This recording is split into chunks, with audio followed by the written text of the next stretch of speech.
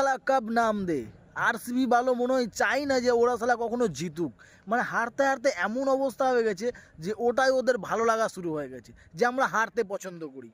হ্যাঁ ভাই, সবার নজর ছিল অকশন টেবিলে, যে এই বছর হয়তো আমরা অকশন টেবিলে ভালো প্লেয়ার নিয়ে আসবো, আর এই বছর হয়তো আমরা সেটা এই কাপ নাম দেটাকে মুছে ফেলবো।